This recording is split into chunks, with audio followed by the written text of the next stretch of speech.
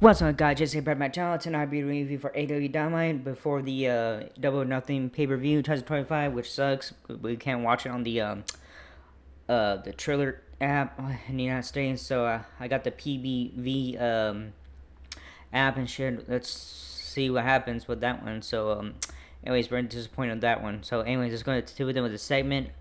Opening segment with the Owen Hart finalists, Heyman, excuse me, Heyman Page and Page and Will Ospreay go face to face with each other before their match this Sunday. All right, Tony Schiavone welcomes the finalists in the men's Owen Hart Foundation tournament. Heyman Page and Will Ospreay. The crowd pops for the arrival of both men as we get a look back at their confrontation after teaming together on last week's show. Schiavone then informs them that they already know what is at stake this Sunday, not only the Owen Hart Cup, but a shot at the AEW World Championship at All In Texas. He gives the floor to Ospreay first, and who thanks the security for being here, but they are not needed. Ospreay has a question for Paige. Do you still drink? Alright, anyways, Paige seems upset at this, but Will insists he's just asking to offer a couple beers for the Heyman, who can just faintly hear a fan yelling about TV time being wasted, to which Ospreay responds beer is on the line before handing a bottle to Paige, but the Heyman is not interested in a drink at this moment. Ospreay understands, setting the beer down before telling Adam that he has petitioned to Tony Khan for their match on Sunday to be the main event. There are distractors to this, but Ospreay says that those people do not understand what is at stake. Not only is a Hart Cup on the line, not only does the winner go on to All In Texas for his title shot, but that person carries the responsibility to bring back that pretty gold belt. He says because of that, while he knows Heyman wants this too, he wants that title, that little bit more. Heyman agrees that there is fact the difference between them. Ospreay wants it, and he understands the feeling as he's been there before. He also knows Ospreay knows just how important the AEW World Championship is to this business. To Ospreay, this could be a professional accomplishment, but to Page, this is personal. Heyman doesn't want this opportunity; he needs it. This gets another chant for him from the crowd. As he talks about wasting 2 years of life and feeling nothing but hate and resentment at the one thing he did when brought him nothing but the same. The worst of it came across Christmas time when he looked at his son, who stared back as far looking out the window, looking for something that will never come back. Paige needs this as he needs his wife to look him in the eyes and see the man she fell in love with. He needs it for his family, and he needs it for the fans that have supported him through everything. He also needs it for himself to know that there is a light at the end of the 2-year tunnel to hell. He needs to know that Will was wrong about it being too little too late for the Heyman. Ospreay asks him what he's planning to do about it. Is he going to wrap a chair around his head or try to retire him like he did with Christopher Daniels? Ospreay isn't going that route again last time. It took a long time to get back. He has been adamant about owing up to every loss he's had, leaving it all in the ring and gaining the respect and trust of the fans. Page asks him if he thinks that's enough when he is going up against Jon Moxley, and Ospreay admits he doesn't know. He's faced Mox twice and couldn't beat him, but Page knows how to beat him, so he needs Adam to bring that man to Double or Nothing, because if Ospreay can beat him, he knows he can beat Mox at All In Texas. He addresses the way the past 2 years have changed, that Heyman losing the trust and respect of fans and the guys in the back. He needs Page to know that he's bringing his best this Sunday, and before he writes Ospreay off, he needs to remember something. He's been some of the best in this business, including MJF and Bryan Danielson, among others. Anything can happen, and if it's Page who wins, he can accept that. If the Heyman needs a friend, he can watch his back, and he hopes that if Ospreay wins, that he knows Page will have his back. What he's saying, Cowboy is to meet him in the desert this Sunday, because he's calling him out for a shootout, bruv. The two chug a beer, walk up the ramp, and stare at the Owen Hart Cup side by side to end the emotional opening segment. Yeah, it was a good segment, man. I enjoyed it. Very serious. So, anyways, we have a first match, All-Star Trios match. John Moxley and the Young Bucks versus Samoa Joe, Swerve Strickland, and Powerhouse Hobbs. From there, we head back to the parking lot area where AEW World Championship champion John Moxley and Martin Shafir enter the building together before Moxley says the spoils will go to those who embrace the anarchy, alluding to anarchy in the arena. As he walks up the staircase, as his music hits, he makes his cousin entrance to the crowd. Our first match of the evening. After Dead Rider sells and Square Circle, he misses that sound the interest tune.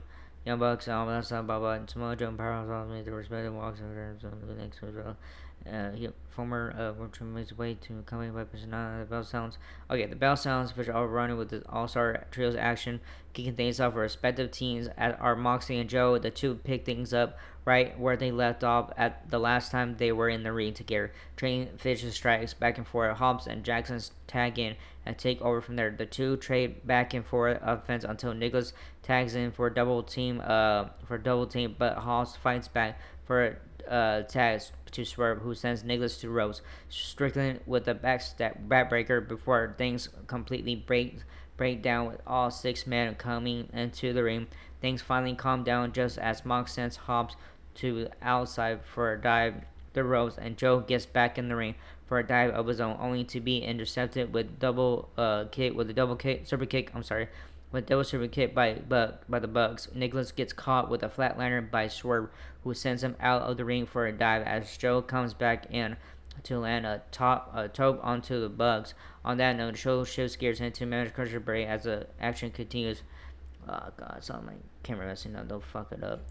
Anyways, action continues. When the show returns, Mox is in control as he punches away at Hobbs before bringing him to the center of the ring for some stomps while the powerhouse is down. Nicholas tags in, but is soon overpowered by Hobbs before Strickland tags in for a double team. Swerve blocks a Hurricane attempt to save Nicholas down hard with a power bomb.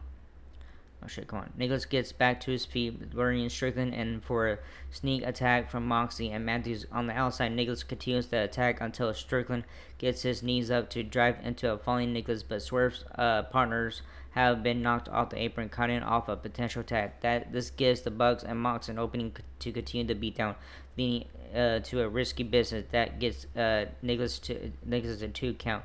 Matthew tags in to lay in a more punishment with assists from Nicholas, leading to another near fall from Strickland. After that, the show heads to a second mid-match commercial break as this All-Star Trios bout continues.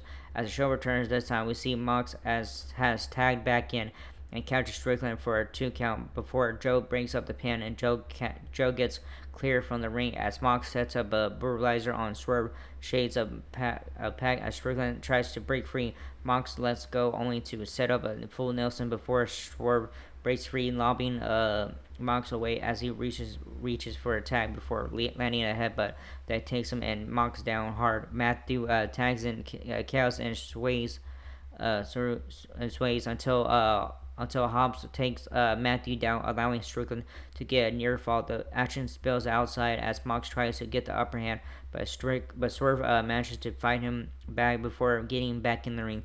Mox looks to attack Hobbs in the ring with the Paradigm Shed, but is dropped with a spine buster before Matthew takes the same. Swerve is still up the turnbuckle as things break down in the ring. Once more, leading to the Bugs, hitting a double super kick on Joe. They go for an EVP trigger on Strickland, but Joe gets Nicholas in a Aquina clutch, while Swerve rolls up Matthew for the win. After the match, the rest of the Dead Riders rush to the ring for a beatdown before Shibata arrives to even the numbers. Shafir is fended off by Willow Nightingale as Kenny Omega rushes to the ring to go after Yuta. He then hits a running V trigger on Matthew against the ropes as Swerve brings out a table. Claudio helps bring the Bucks and Riders out of the ring, and they escape to the crowd as Samoa Joe calls them out of a double or nothing. That's how the explosion post-match scene wraps up. So winners are Swerve Strickland, Samoa Joe, and Powerhouse Hobbs. Alright, I have a segment with the signing with her syndicate MJF. Alright, so backstage, her syndicate with their legal counsel, they are greeted by MJF as a fancy gold black suit, and along with his own legal counsel, MVP says they will see him in the ring later, leaving as MJF and Mark Sterling shake hands with the syndicate's counsel. On that note, we should head to another commercial break. When we return, we head to the ringside at the Second made their way out to a big reaction from the crowd, which we heard people as we look back at Lashley giving his thumbs up of approval for MJF to join the group. MVP says he has an official announcement regarding this, addressing some boos by saying they're booing because MJF is better than them and they know it. He welcomes the newest member of the Hurt Syndicate as MJF's music hits. He bringing the former world champion out with a microphone in hand. He enters the ring, mocking the crowd before addressing the Syndicate. When he was a young lad, his mom sat him down, and said the most important day of his life is when he marries the love of his life. But she never joined the Hurt Syndicate. The crowd boos him, to which is addressed by MVP as Freeman awaits to continue. After MJF finishes, Sterling addresses that this was done to satisfy both parties with that MJF signs the contract to join the Hurt Syndicate before Sterling hands the contract over to the Syndicate. They talk with their legal counsel before Benjamin signs, while MVP continues to run down the crowd. With that, we await the signature from Bobby Lashley, who looks it over before conferring with Benjamin and the council. MVP joins in after trying to shut the crowd down some more. And Lashley finally signs a contract. MJF puts on a hat to celebrate before he's caught up by the Sons of Texas making their way out. MJF starts to run them down, but is caught up by Dustin Rhodes, who says all MJF does is talk. He talks about his hatred for him. He says he and Simon Guevara earned their shot as undefeated ROH tag team champions to challenge for more gold this Sunday. He says if he were a betting man, he bet on the day one guys. He and Sammy walk up to her sinking, and MJF start on from the ring. The segment wraps up there. Kazuka Okada. Okay, we have a little backstage promo with Okada. Alright, we head backstage where Lexi Nair is standing with AEW World Champion Rainmaker is asked about his showdown coming up with Speedball. When he mentioned to him about Okada said about trust him and stuff. And yeah, he walks up. I thought he was gonna say when he walks out, I thought he was gonna say bitch, but he said trust me. Okay. Alright, so second match coming up, Anthony Bowman's versus Ricochet. The show returns to Anthony Bowman's makes his way stretcher match against Mark Briscoe at Domino. The bell sounds and Ricochet goes, tries to mock Billy Gunn, but is caught by Bowens, who sends him into the corner for some chops. Ricochet starts to fight back, but Owens takes him down before sending Ricochet to the outside. Ricochet gets back to his feet and mouths off with Gunn, who makes him flinch. Bowens comes up with and bips on the head. Yeah, bips him on the head and sends him into a barricade. Gunn brings Ricochet back into the ring, leading to some words with the referee as Ricochet fights back to bring Bowens crashing to the apron, sending the 5-tool player to the floor. We then head to mid-match commercial break. The show returns to Ricochet continuing to beat down Bowens inside the ring before Anthony catches him with a kick and a leg lariat. He brings Ricochet to his shoulders, driving him down hard for a 2 count. Ricochet is back on his feet as a two-man trade strikes until Bowens drops him down with a super kick for a near fall. He brings Ricochet back up. This allows Ricochet to hit a knee strike and a kick to take control. He goes for the spirit gun, but Bowens drops him and with the arrival instead. He then connects with a Molly Wob, sending Ricochet out of the ring. In the process, Gunn starts to head around the ring to bring Ricochet back in. The ref argues with him while Ricochet sneaks a pair of scissors to the head of Bowens. This and the spirit gun that follows gives Ricochet the win. After the match, Ricochet's celebration on the ramp is stopped when Mark Briscoe comes out with a stretcher, nearly running Ricochet over before sending him back to ringside. Ricochet manages to escape. So winner is Ricochet. Alright, we have a segment with the Owen Hart Cup finalists, Mercedes Moné and Jamie Hayter face to face. Alright, so it is announced that Mercedes Moné open challenge for the TBS champion has been answered. Blah blah blah. The show has to run commercial break on that note. When the show returns after a quick story about AEW Donuts inside the arena, Renee Paquette says it's time to hear from the ladies ahead of the Women's Owen Hart Cup Foundation, the final this Sunday. At AEW Dynamite, she introduced Jamie Hayter and Mercedes Moné to the ring. The two made their respective ring walks and take a seat across from each other. Hayter speaks first.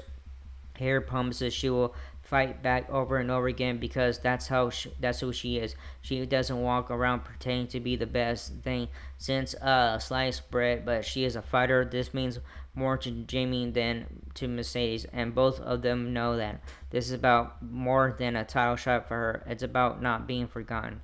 Renee addressed the intensity being brought out of Mercedes by her opponent, asking if Monet is worried about Jamie being the first woman to defeat her in AEW. Monet asks if Renee knows who the hell she's talking to. She's talking to, saying she's more than a champion. She's a revolution. She's not looking past haters. She's looking straight through her like the glass doll Jamie is. Hater speaks again and saying something looks different about Mercedes. She looks lighter than before. Something is missing, but she can't put her finger on it. She brings up Mercedes recently losing her New Japan Pro Wrestling Women's Strong title. She says Mercedes is destined to lose everything. Mercedes snaps and attacks her, but Hater fights back and lays her out with a Hater aid. Alright, so main event match Mina Shirakawa versus Julia Hart, which is the third match. So yeah, it was only 3 matches tonight. The theme for AEW Women's World Champion Thomas Storm hits, and out she comes to a big bout. She stares at Mercedes and Hayter in the ring, knowing she will face the winner at AEW All In Texas if she leaves Sunday's show with her title intact. The commentators mentioned how Storm is scheduled to be out here for the main event, which is coming up next. On that note, the show shifts gears into a quick match commercial break. The show returns to Storm dancing around and playing to the crowd. To the commentary does. She finally settles in and gets ready to join them on the call for the final match. Me and Shaw was interested in playing go home show. Alright, so the bell sounds and there we go. Mina and Julia are back in the ring as Mina takes control, sending Hart to the mat. Rolling elbow keeps Julia down as she sends her to the corner, but Hart blocks her. Mina takes her down regardless, and Julia heads to the corner to catch Mina and in a tarantula on the ropes before the ref intervenes. Mina connects with a spinning back fist before driving Julia to the mat for a 2 count. Back on her feet as she blocks a glamour driver, dragging Mina to the corner for a moonsault, but Mina rolls away. Julia may have tweaked her knee on the landing as Mina drops her to the mat, but Hart counters a submission hold for a near fall. Mina back up and she connects with a spinning back fist before going for a glamour's driver, but Hart counters for a 2 count. Mina breaks free and clutches her tight for the pin and the win. Julia is back on her feet to enter up, and the celebration with Sky Blue joining her to beat down Mina before Storm gets in the ring. Before the save, she sends Blue out of the ring before laying out Hart with a punch, and Mina does the same to keep her down. This leads to a stare down between Mina and Tony, with Mina holding the championship before they try to get the upper hand on each other. The champ is caught in the corner as Mina locks in a figure four around the ring post. As the ref and Luther try to intervene, Mina finally breaks a hold, retreating up the ramp as her music plays. Luther checks on the champion as we get a rundown of AEW Collision special night tomorrow night and special for TBS instead of TNT. Alright, so winner is Mina Shirakawa. I kind of saw my camera messing up a little bit. Alright, we have Anarchy in the Arena begins early. The commentators send things backstage for a quick word from Renee Paquette. She talks briefly with the Young Bucks, who gloat that Samoa Joe and his crew promised to get their hands on them and John Moxley and the Death Riders, but never lived up to their word. On that note, as they go to walk off, they are attacked by Samoa Joe and accompanying the same people involved in the chaos at the beginning of the show. Those scheduled for Anarchy in the Arena at WWE, the show ends up in a wild, never-ending brawl to end the show. We see Chains and other weapons use. Omega and Swerve hit a house call and V trigger at the same time on the Bugs in the ring, while Joe chokes out AEW World Champion John Moxley at ringside. This is until Gabe Kidd shows up and knocks him out from behind with a briefcase. He hits the ring and takes out Omega and Swerve as well. The Bucks, Wheeler, Yuta, and Rhea Shafir sets up some tables at ringside to be exact. They all beat up Omega, and Swerve laid them on top of the two tables. The Bucks head up opposing corners. They each leap off the top rope before putting Omega and Swerve to the both table on show, and that's how she goes out there and stuff. So yeah, good show tonight. It was okay show tonight. A little crazy and all that stuff, but yeah. Anyways, that was this first video. Hope you like it and all that stuff. And I'm sorry my camera's messing up and shit was messing up and shit back and forth.